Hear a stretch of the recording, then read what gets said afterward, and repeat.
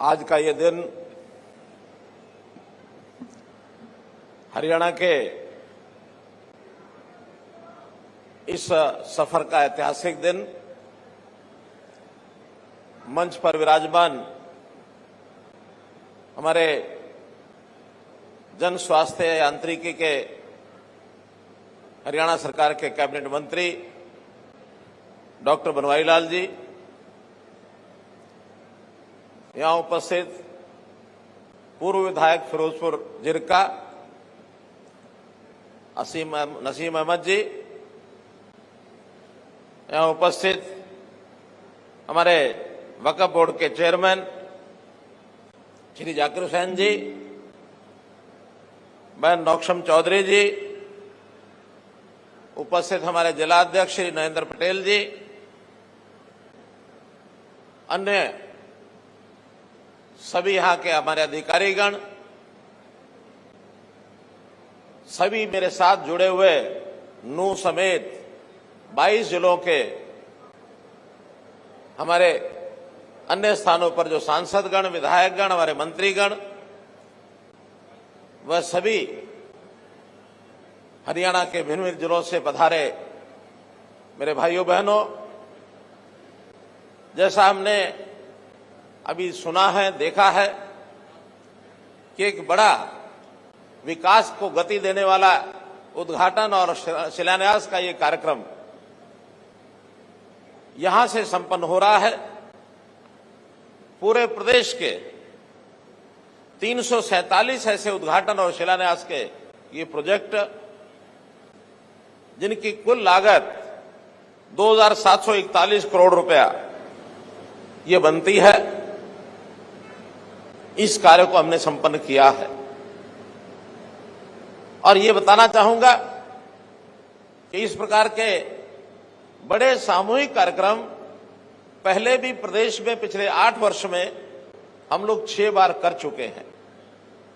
उन 6 बार की टोटल जो लागत आई है प्रोजेक्ट्स की, लगभग 12,500 करोड़ रुपया थी। और आज अगर 2700 करोड़ रुपया उसमें जोड़ते हैं तो ये कहीं 15,000 करोड़ रुपए से ऊपर के ऐसे प्रोजेक्ट जिनका शिलान्यास उद्घाटन हुआ है। मित्रों, कोविड के समय एक ऐसा माहौल बना था कि विकास के काम तो उस समय भी हो रहे थे, लेकिन शायद प्रत्यक्ष सबको एक स्थान पर बुलाकर उद्घाटन शिलान्यास के कार्यक्रम करना उस समय संभव नहीं था। तो ये सामूहिक ऑनलाइन कार्यक्रम करने शुरू किए थे। और आज मैं समझता हूं कि इसका अपना एक उपयोग है। अगर ये 347 स्थानों के अलग अलग स्थानों पर जाकर उद्घाटन शिलान्यास करते तो बहुत से लोगों का समय भी लगता, पैसा भी खर्च होता। तो आज के समय में जिसको कहना चाहिए एक ई गवर्नेंस का एक बड़ा उदाहरण ये अपने को मिलता है कि पूरे प्रदेश का सैकड़ों प्रोजेक्ट्स का उद्घाटन शिलान्यास या एक स्थान पर हमने किया है। भाइयों बहनों, इस अवसर पर मैं पूरी हरियाणा की जनता को अपनी ओर से बहुत बहुत बधाई और शुभकामना देता हूं। नूह का ये जिला, ये वास्तव में कहा जाता रहा है पहले एक पिछड़ा जिला है। पिछड़े जिले में जो पिछली सरकारें थी उन्होंने इसको हमेशा पिछड़ा बनाकर रखा। लेकिन हमने आने के बाद जो एक संकल्प लिया था, हरियाणा एक, हरियाणा में एक, हर जिले में समान विकास, जहां कहीं जनता ने हमको समर्थन दिया वहां भी, और जहां कहीं कोई कसर रह गई 2014 अथवा 2019 में, हमने विकास की गति को वहां भी कम नहीं किया। और आज ये इसका उदाहरण प्रत्यक्ष आप लोग देख रहे हैं कि जो विकास की गाड़ी पूरी की पूरी यहां ला करके और यहीं से अलग अलग दिशाओं में विकास की जो तारें हैं वो जोड़ दी गई हैं। यहां का एक बड़ा प्रोजेक्ट रेनीवेल का जो प्रोजेक्ट है, जिसका सीधा सीधा लाभ फिरोजपुर झिरका के एरिया को ये होने वाला है, ये अपने आप में इस इलाके का जो विकास, जहां बिजली नहीं थी, जहां पानी नहीं था, जहां सिंचाई के लिए पानी नहीं है, जहां सड़कों की बुरी हालत, लेकिन उन्हीं स्थानों के ऊपर पानी की कोई कमी नहीं रहेगी। ये जो इलाका जब कभी रोजे रखता था और रोजे के समय में दिन भर तो हम पानी नहीं पीते हैं, लेकिन सायंकाल के समय जब रोजा तोड़ते हैं तो हमको पानी की आवश्यकता होती है, मोल ला करके पानी पीना पड़ता है। अब मित्रों, आपको मोल ला करके पानी नहीं पीना पड़ेगा, आपको रेनीवेल का पानी का ये उपयोग होगा। भाई बहनों, पूरे प्रदेश में हमने ये जो विकास की एक गति प्रदान की है। डबल इंजन की हमारी सरकार, केंद्र में नरेंद्र मोदी जी भरपूर विकास का काम सारे देश में कर रहे हैं। हमारे क्षेत्र को भी उन्होंने पीछे नहीं रखा है। जब समय था, देश भर के पिछड़े जिलों को पहचान की गई, 110 जिले पहचान की गई, उसमें एक जिला हमारा नूंह जिला भी पिछड़े जिलों में माना जाने लगा। लेकिन अब इतने विकास के काम हुए हैं, अब हम किसी भी कारण से इस जिले को पिछड़ा जिला नहीं कह सकते हैं। सड़कों का जाल बिछा है।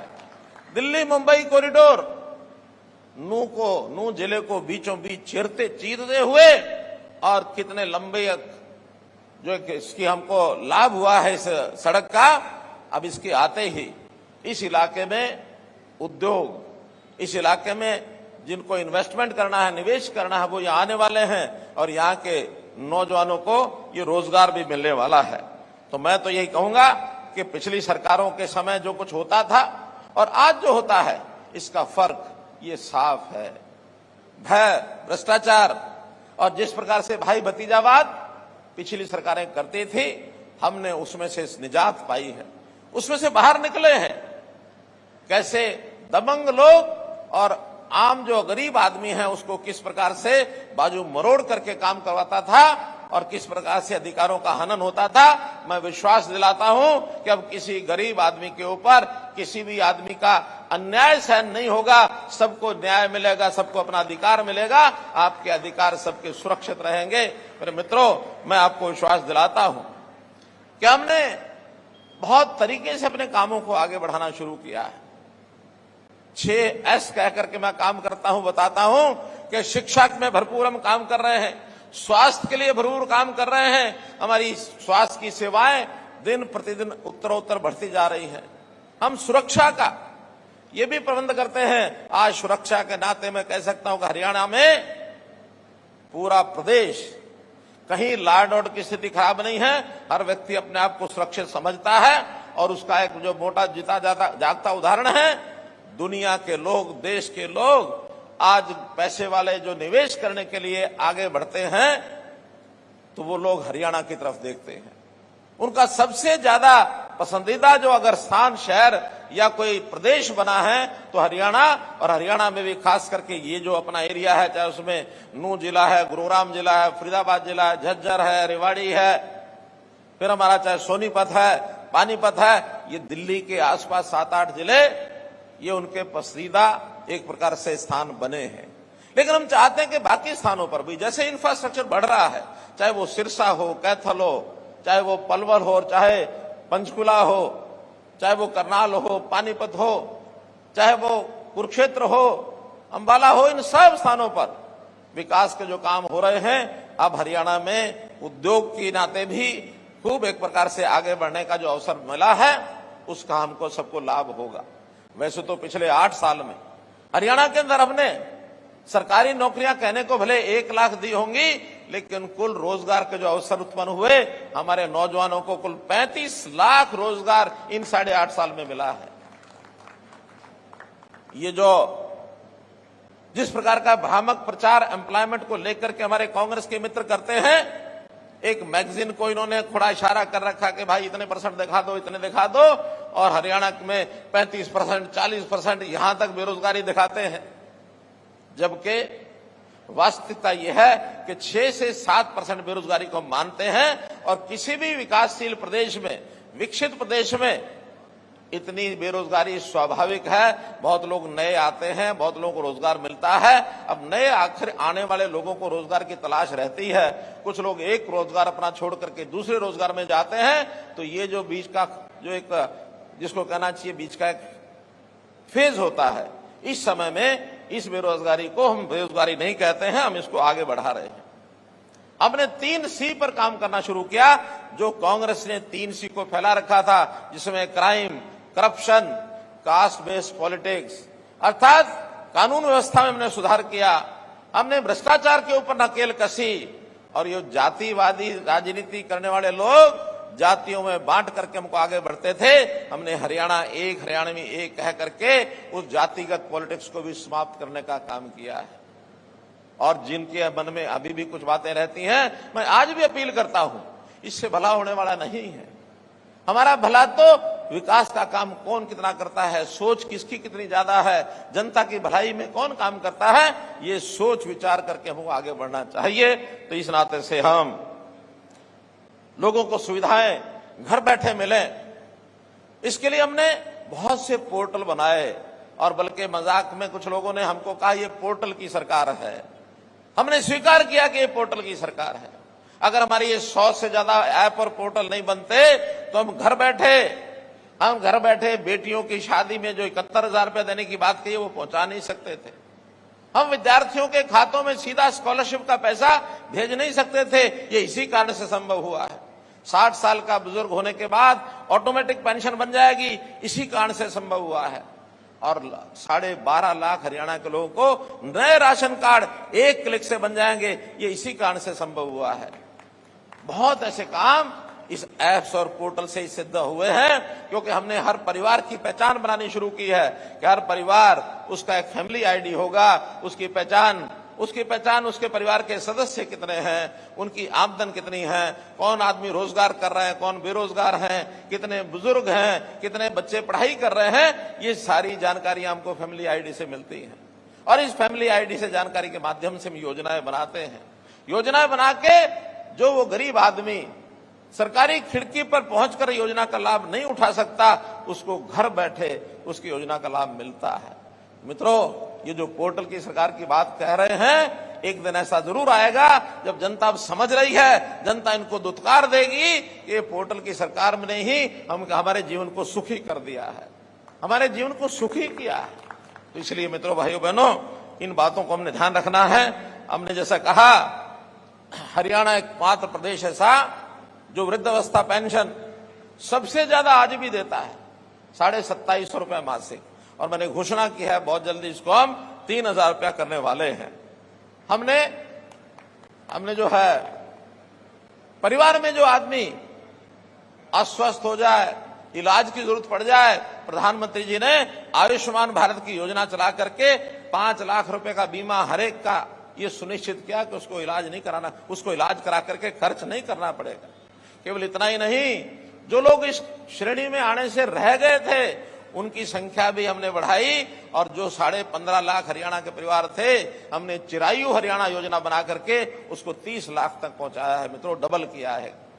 तो इन सारी योजनाओं को लेकर के हम लोग आगे बढ़ रहे हैं। रोजगार के नाते भी जो गरीब परिवार हैं, उनके किसी एक सदस्य को बुलाकर कैंप लगाकर हम उनकी ट्रेनिंग भी कराते हैं। उसको किस प्रकार का रोजगार करना है, उसको बैंक से लोन चाहिए तो लोन भी लेके देते हैं, या इस किसी प्रकार के काम में जिसकी आमदन बढ़ जाए, ऐसे काम कराने के लिए उसको पशु बांधना है तो लोन ले सकता है, उसको दुकान करनी है तो लोन ले सकता है। ऐसे सब कामों के लिए उसकी सहायता करते हैं। और आज हमारा टारगेट है कि बहुत जल्दी ऐसे 1 लाख परिवार ऐसे हम छूने जा रहे हैं कि उनकी आमदन अगर 1 लाख रुपया साल से कम है, उसको कैसे हम 1,80,000 के श्रेणी में लेकर जाए। आदमी काम करके ऊपर उठे। ये जो मुफ्त लेने की आदत कुछ राजनीतिक नेताओं को लग गई है कि तुम ये मुफ्त ले लो, तुम ये मुफ्त ले लो।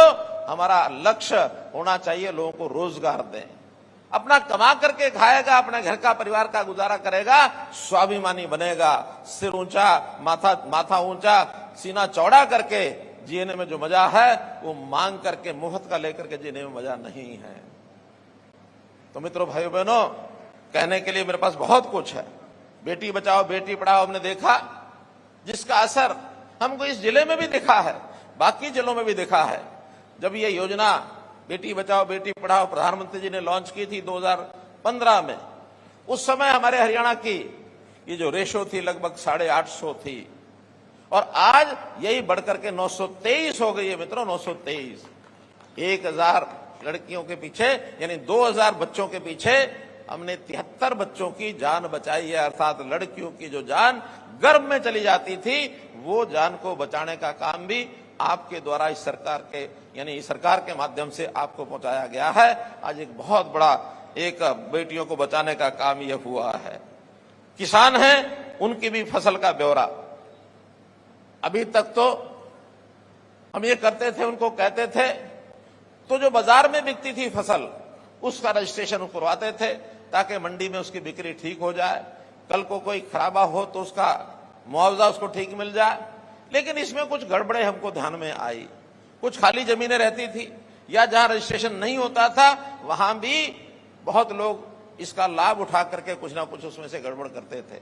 नहीं तो पास पड़ोस के प्रदेश, इधर राजस्थान, उधर पंजाब, वहां के लोग भी फसल ला करके हमारे यहां बेचना शुरू कर दिया था, केवल उन खाली जमीनों पर रजिस्टर करके।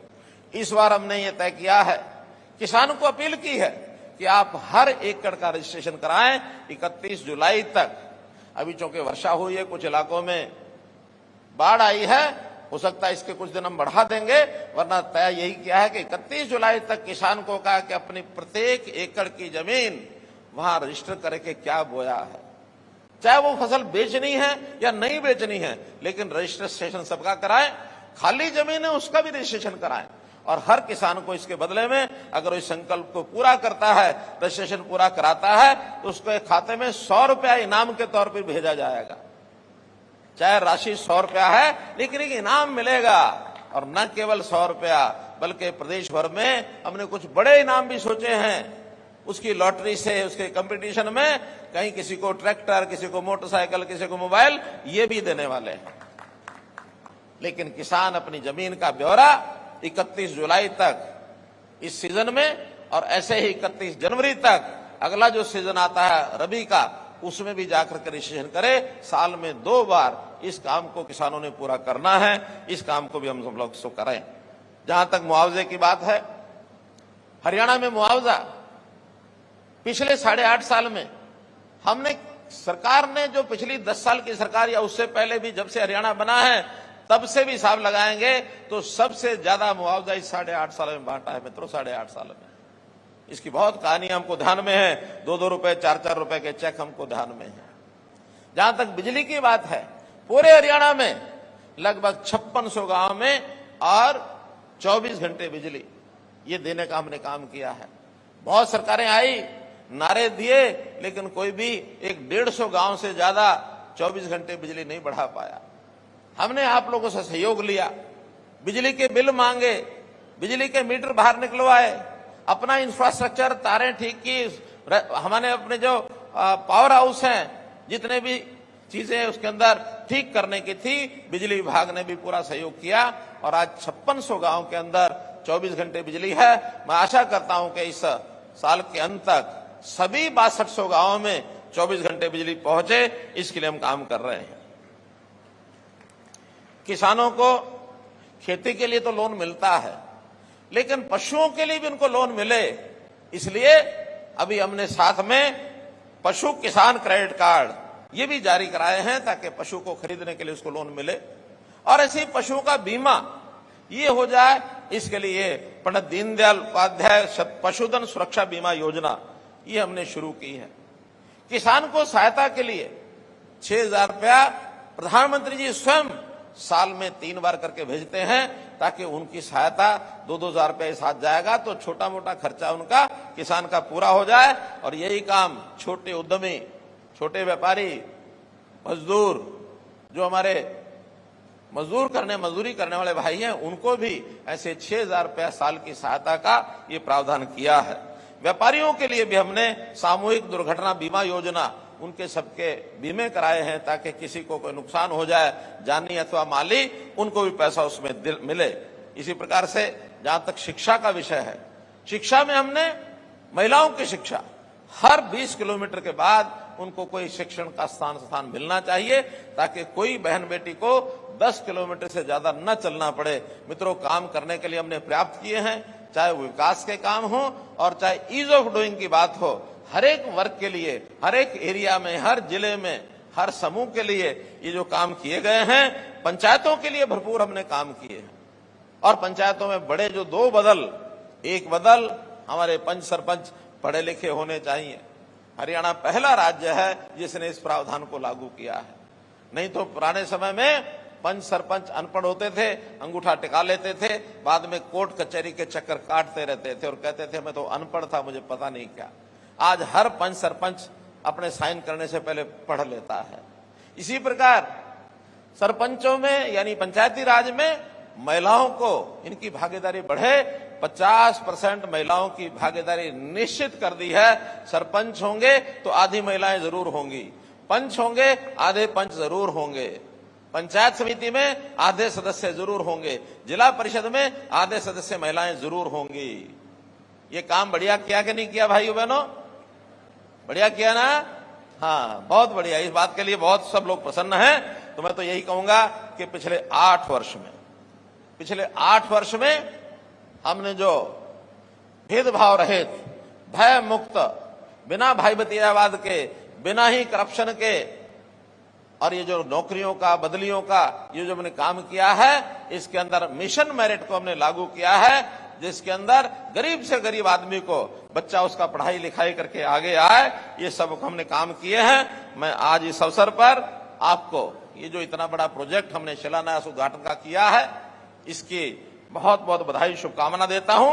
और इसमें खास करके हमारे जो सरकारी विभाग हैं, जिन्होंने बड़े बड़े प्रोजेक्ट आज कराए हैं, चाहे वो इरिगेशन के 144 प्रोजेक्ट हैं 983 करोड़ रुपए के, चाहे इसमें पंचायत डेवलपमेंट के भी 43 प्रोजेक्ट हैं, इसी प्रकार हमारे पब्लिक हेल्थ इंजीनियरिंग के इनके भी 488 करोड़ के प्रोजेक्ट हैं, रेवेन्यू के पीडब्ल्यूडी के 382 करोड़ के 30 प्रोजेक्ट हैं, अर्बन लोकल बॉडीज के 40 प्रोजेक्ट 292 करोड़ रुपए के हैं। तो कुल मिलाकर 347 प्रोजेक्ट, ये 2741 करोड़ के जो शिलान्यास उद्घाटन हुए, इसके लिए इन अधिकारियों को भी, हमारे स्टाफ को भी मैं बहुत आभारी हूं उनका कि उन्होंने समय से ये प्रोजेक्ट पूरे किए हैं। जिनका इनागुरेशन, जिनका शिलान्यास हुआ है, उन कामों को भी शीघ्र से शीघ्र पूरा करें। और जो इसके बाद जितनी डिमांड्स हमारे पास आती हैं, जन संवाद पोर्टल में डाल करके हम विभागों को पहुंचाते हैं, उनको भी एक एक करके सब इसमें उसके ध्यान से उसका काम आगे बढ़ाएं, उसकी फिजिबिलिटी चेक कराएं, एस्टीमेट बनाएं। पैसे की कोई कमी नहीं आने देंगे। पैसा हरियाणा में पर्याप्त है मित्रों, भाइयों बहनों, आपकी कृपा से। जब ये भ्रष्टाचार बंद हुआ है, कम से कम 30-40% काम तो इसी में ज्यादा होने लग गए हैं। आजकल हमारे टेंडर जो पुराने लोग काम करते थे, वो उसको देख करके टेंडर भरते हैं, 28%, 30% कम राशि पर वो प्रोजेक्ट पूरे होते हैं। तो मित्रों, हमारा आपका साथ अगर बना रहे, सबका साथ सबका विकास, सबका विश्वास, सबका प्रयास अगर हम करते रहेंगे, तो ये पूरा प्रदेश हमारा देश भर में सभी प्रांतों में कई चीजों में अग्रणी है, दुनिया में भी इसका नाम बने। यही बातचीत करते हुए मैं पूरे प्रदेश के लोगों का बहुत बहुत धन्यवाद, बहुत बहुत आभार प्रकट करता हूं।